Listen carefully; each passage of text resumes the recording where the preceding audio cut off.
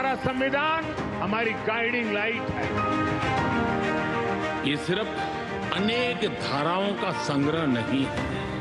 हमारा संविधान सहस्त्रों वर्ष की भारत की महान परंपरा, अखंड धारा, उस धारा की आधुनिक अभिव्यक्ति है। और जब हम इस संवैधानिक व्यवस्था से जनप्रतिनिधि के रूप में ग्राम पंचायत से लेकर के संसद तक जो भी दायित्व निभाते हैं, हमें संविधान के लेटर एंड स्पिरिट को समर्पित भाव से ही हमें अपने आप को हमेशा सज्ज रखना होगा। नमस्कार। दूरदर्शन आज आपके लिए लेकर आया है एक खास शो जिसका नाम है हम भारत के लोग, भारत का संविधान और विरासत। मैं हूं सकल भट्ट। चाहे बात दुनिया के सबसे बड़े लोकतंत्र की हो या एक संघ के रूप में भारत की संकल्पना की हो या देश को चलाने वाले कानून के राज की स्थापना की हो, ये कहानी देश के संविधान अपने आकार और साकार रूप में आने के सफर की है। भारत का संविधान हर भारतीय को परिभाषित और सशक्त करता है। साथ ही हमारा संविधान इस बात को सुनिश्चित करता है कि आम जनता के प्रतिनिधि के तौर पर शासन और सत्ता में बैठे लोग जनता की भावनाओं का सही तरीके से प्रतिनिधित्व करें। हमारा संविधान ये भी तय करता है कि जनता की दी हुई शक्तियों का प्रयोग करने वाली जनता के प्रति उत्तरदायी यानी अकाउंटेबल रहे। भारत के संविधान की मूल सोच यही है कि विधायिका, कार्यपालिका और न्यायपालिका की सीमाओं और पारस्परिक संबंधों को तय किया जाए और हमारी राजनीति, हमारे समाज और यहाँ तक कि हमारी अर्थव्यवस्था के मानकों को परिभाषित किया जाए। तो आज भारतीय टेलीविजन के इतिहास में पहली बार हम आपको अतीत के उस सुनहरे दौर में लेके जा रहे हैं जहां से संविधान की ये यात्रा शुरू हुई।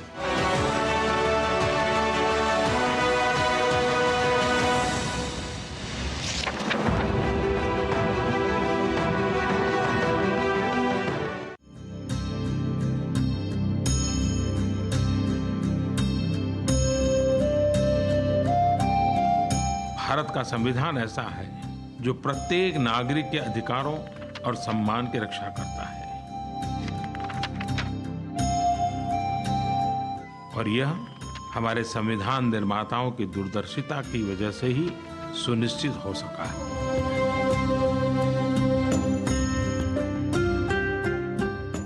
तकरीबन 79 साल पहले भारतीय संविधान के जन्म की ऐतिहासिक शुरुआत हुई थी।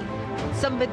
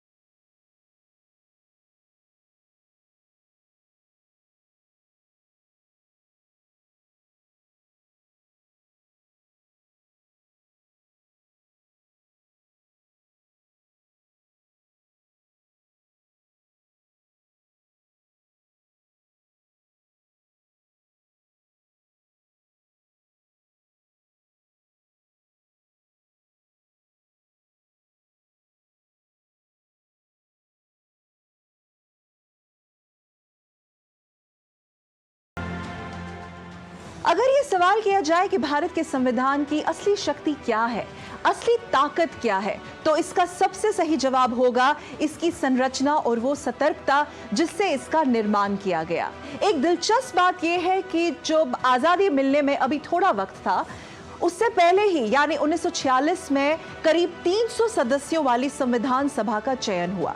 संविधान सभा ने लंबी बहस और चर्चा की। तकरीबन 4 साल तक ये बहस चलती रही और संविधान के हर पहलू का बहुत बारीकी से परिभाषित किया गया, बहुत बारीकी से उस पर विचार विमर्श किया गया। इन 4 सालों में संविधान सभा ने करीब 10 सत्र बुलाए और विस्तार से चर्चा की।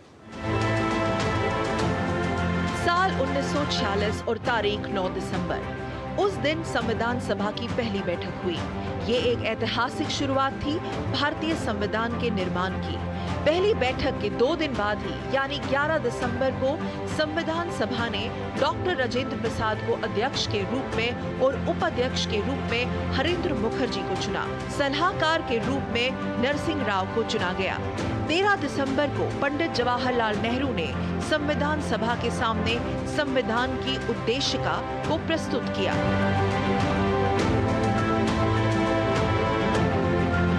4 जुलाई 1947 को ब्रिटेन की संसद में स्वतंत्र भारत के संबंध में एक विधेयक पटल पर रखा गया, जिसे संसद ने 15 दिन के अंदर पारित कर दिया। भारत से ब्रिटिश राज्य को औपचारिक रूप से खत्म करने की ये एक ऐतिहासिक तारीख थी और 15 अगस्त 1947 को भारत एक स्वतंत्र देश बना। संविधान सभा द्वारा 22 जनवरी 1947 को सर्वसम्मति से संविधान की उद्देशिका को अपनाया गया, जो कि संविधान की प्रस्तावना के प्रेरक तत्व थे। संविधान निर्माण के लिए सभा ने 13 समितियों का गठन किया, जिसमें ड्राफ्टिंग कमेटी के अध्यक्ष थे डॉक्टर भीमराव अंबेडकर। 26 जनवरी 1949 को भारत का एक स्वतंत्र गणराज्य बना। स्वतंत्र भारत और गणराज्य भारत बनने के बीच के सफर में संविधान सभा ने 12 अधिवेशन किए। सभा ने कुल 166 बैठकें की, उसमें आम जनता के शामिल होने की भी अनुमति दी गई थी। इस तरह से संविधान निर्माण में कुल 2 साल 11 महीने और 18 दिन का वक्त लगा। 26 नवंबर 1949 को संविधान सभा ने भारतीय संविधान को अंगीकार किया और 26 जनवरी साल 1950 को उसे लागू किया गया। नवंबर से जनवरी यानी संविधान को अंगीकार करने और उसे लागू करने के बीच 2 महीने के उस वक्त में संविधान का अंग्रेजी से हिंदी में अनुवाद के काम को भी पूरा किया गया। Our Constituent Assembly is meeting in difficult circumstances. We see signs of strife in many places in this unfortunate land. But other countries too, when they elected their constituent assemblies and asked it to frame constitution for them, were faced with similar difficulties. And the assemblies were able, in spite of them, to frame constitutions which were acceptable to the people at large, which have become, in course of time, an invaluable heritage for the people of those lands. There is no reason why we should not succeed also similarly. All that we need, all that we require is honesty of purpose, firmness of determination, a desire to understand each other's viewpoint, a resolve that we shall do justice, that we shall behave as fairly, as squarely as possible towards everyone else. हस्तलिखित संविधान की अंग्रेजी हिंदी की प्रति को सभा के सदस्यों ने 24 जनवरी 1950 को हस्ताक्षरित किया। उसे 2 दिन बाद संविधान में प्रदत्त शासन व नागरिकों के अधिकारों, दायित्वों और शक्तियों को पूर्ण रूप से लागू कर दिया गया।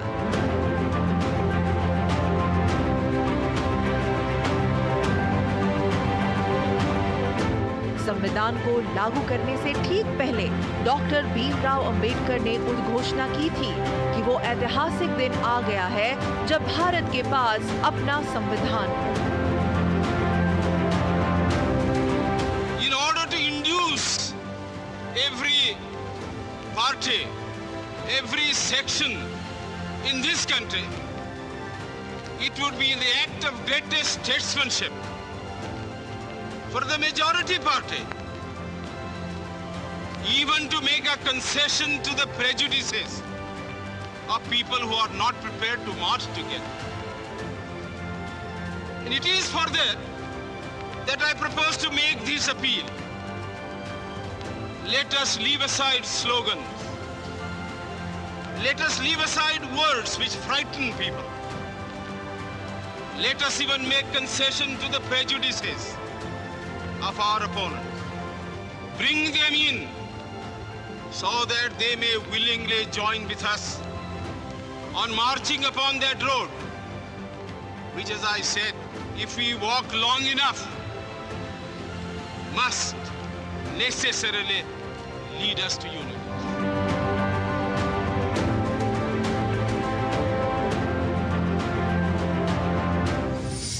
ये संसदीय प्रणाली अपनाई है और संसदीय संप्रभुता माने द पार्लियामेंट इज सुप्रीम, ये इसमें दिखाया गया है।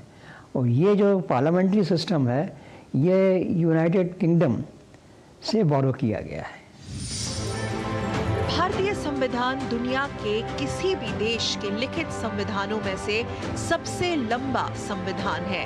इसमें लोकतांत्रिक मूल्यों को संरक्षित करने, राजनीतिक शासन पद्धति, सिद्धांत, नागरिकों के अधिकार सहित कार्यपालिका, न्यायपालिका और विधायिका की शक्तियों, मर्यादाओं को विस्तार से उल्लेख किया गया है। हमारे संविधान में इसके अतिरिक्त त्रिस्तरीय गवर्नमेंट का प्राविधान है। पहले दो स्तर तो पहले ही से थे कि एक तो सेंट्रल गवर्नमेंट है और एक स्टेट गवर्नमेंट है। बाद में पंचायती राज का भी प्रोविज़न ऐड कर दिया गया, ये 1990s के आसपास। तो इस तरह से त्रिस्तरीय गवर्नमेंट का प्राविधान हमारे संविधान में है। इसके अतिरिक्त जो स्टेट और सेंटर हैं उनके बीच में जो रिलेशन है, जिसको कि फेडरल रिलेशन कहते हैं, उसका ये चर्चा की गई है। और एक शेड्यूल है जिसमें कि किस विषयों पर सेंट्रल गवर्नमेंट कानून बना सकती है, किन विषयों पर स्टेट गवर्नमेंट कानून बना सकती है। और एक कंकरेंट लिस्ट है जिसमें कि स्टेट गवर्नमेंट और सेंट्रल गवर्नमेंट दोनों कानून बना सकते हैं, लेकिन जो भी कानून स्टेट गवर्नमेंट बनाएगी वो सेंट्रल गवर्नमेंट ओवर रूल कर सकती है। तो जो सेंट्रल गवर्नमेंट ने कानून बनाए हैं कंकरेंट लिस्ट वाले विषयों पर, उसके ख़िलाफ़ स्टेट गवर्नमेंट नहीं जा सकती है। इसलिए एक तरह से हमारा जो संविधान है वो फेडरल है, लेकिन दूसरी तरह से एक तरह से वो यूनिटरी भी है कि ज़्यादा अधिकार सेंट्रल गवर्नमेंट को हैं और कम अधिकार स्टेट गवर्नमेंट को है। अपना देश भारत विविधताओं का देश है और भला हमारे संविधान निर्माता इस बात को कैसे भूल सकते थे। भारत की इस खूबसूरती को संजोए रखने के लिए एक मजबूत सरकार की जरूरत को वो बहुत अच्छी तरह से समझते थे। उन्होंने ये महसूस किया कि ये सिर्फ एक संसदीय व्यवस्था से ही संभव हो सकता है। तब भारत के संविधान में ऐसी व्यवस्था दी गई जिसमें सरकार को शासन के प्रमुख के तौर पर माना गया और एक स्वतंत्र न्यायपालिका गठित की गई जो कानून को बनाए रखने के लिए जवाबदेह रहेगी, यानी अकाउंटेबल रहेगी। संविधान के अनुच्छेद 79 के तहत भारत की संसद की 3 प्रमुख घटक है। राष्ट्रपति और संसद के दोनों सदन यानी लोकसभा जिसे निम्न सदन और राज्यसभा जिसे उच्च सदन कहा जाता है। भारतीय संविधान में दुनिया में उस वक्त प्रचलित सर्वश्रेष्ठ नीतियों को जगह दी गई। इस तरह से ये दुनिया के सबसे बेहतरीन संविधानों में शामिल है। इसमें फ्रांस के संविधान से स्वतंत्रता, समानता और बंधुत्व के सिद्धांत को शामिल किया गया। सोवियत संघ रूस के संविधान से पंचवर्षीय योजना को लिया गया। आयरलैंड के संविधान से नीति निर्देश सिद्धांत और विधि द्वारा स्थापित प्रक्रिया को जापान से लिया गया है। नीति निर्देशक कुछ सिद्धांत हैं जिसको कि directive principles of state policy बोलते हैं। इसमें कोई ऐसी चीज़ें हैं जो कि ध्यान में रखते हुए ही गवर्नमेंट अपने नियम कानून बनाती है, और जो पार्लियामेंट है वो जब कानून बनाती है तो भी इनको ध्यान में रखती है इन directive principles of state policy. और ये जो directive principles of state policy हैं, इसका आइडिया आयरलैंड के कॉन्स्टिट्यूशन से लिया गया है। स्वतंत्र भारत विकास की रफ्तार लेने लगा। भारत निरंतर आगे बढ़ने लगा। भारत का लोचदार संविधान इतनी स्वतंत्रता भी देता है कि समय के अनुकूल उसके अंदर कुछ सुधार भी किए जा सके। मौलिक कर्तव्यों, प्रस्तावना में धर्मनिरपेक्ष समाजवादी और अखंडता को समाहित करने को लेकर संशोधन साल 1976 में 42वां संविधान संशोधन भी किया गया।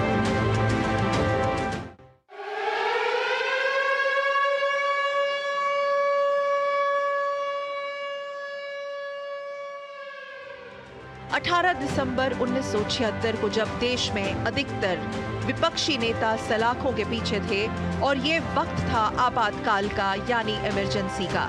इस वक्त इंदिरा गांधी के नेतृत्व में संविधान के 42वें संशोधन का विधेयक लाया गया। उसमें कई संशोधन तो थे ही, साथ ही था संविधान की प्रस्ताव से जुड़ा संशोधन भी, जिसके तहत प्रस्तावना में समाजवादी धर्मनिरपेक्ष शब्दों को प्रभुत्व संपन्न और लोकतांत्रिक गणराज्य वाली पहली ही लाइन के बीच में जोड़ा गया। साथ ही चौथी लाइन में राष्ट्र की एकता के बाद अखंडता शब्द को समाहित किया गया। और कुछ ऐसे भी कानून हैं जिसके कि तहत सेंट्रल गवर्नमेंट जो है वो स्टेट गवर्नमेंट को कंट्रोल कर सकती है।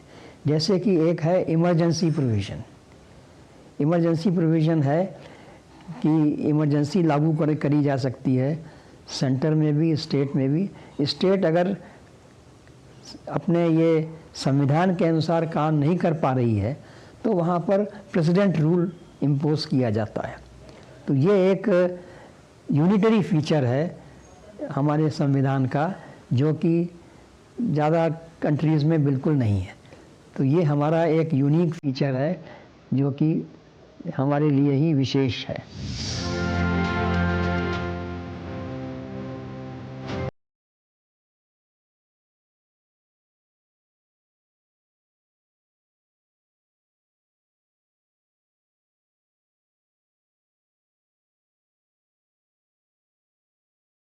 भारतीय संविधान और उसके निर्माताओं के प्रति आस्था और कृतज्ञता व्यक्त करने के लिए साल 2015 से 26 नवंबर को हर साल संविधान दिवस मनाए जाने की शुरुआत हुई। भारत में केंद्र सरकार सहित राज्य सरकारों के कई मंत्रालय एवं कई विभाग व शिक्षण संस्थाओं में संविधान दिवस को मनाया जाता है हर साल 26 नवंबर को। और भी संविधानों से और देशों के संविधानों से जो कुछ बोरो किया गया है, उससे हमारा जो संविधान है बहुत एनरिच हो गया, क्योंकि हमको सभी चीज़ें खुद नहीं सोचनी पड़ी, कुछ अच्छी चीज़ें और जगह से भी मिली। तो हमारा जो संविधान है बहुत बढ़िया बन गया, बेहतर बन गया इन सब चीज़ों को लेने से। तो एक तरह से यूनिक भी है और सबसे बढ़िया भी है।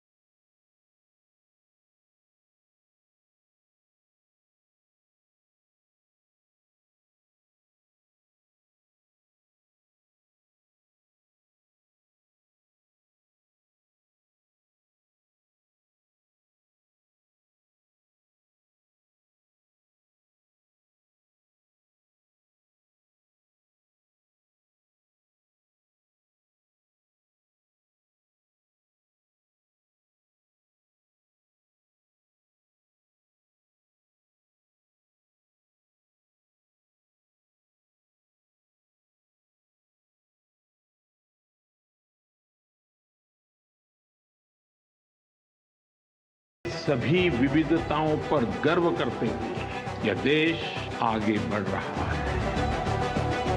और इन सब के पीछे हमारी सबसे बड़ी ताकत हमारा संविधान है। हमारे संविधान के प्रेम्बल की शुरुआत में जो वी द पीपल लिखा, ये सिर्फ 3 शब्द नहीं, वी द पीपल एक आह्वान है, एक प्रतिज्ञा है, एक विश्वास है।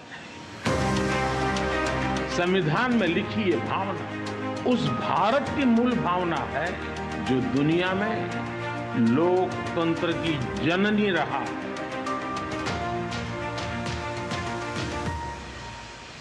अपने संविधान की सबसे खूबसूरत बात पता है क्या है?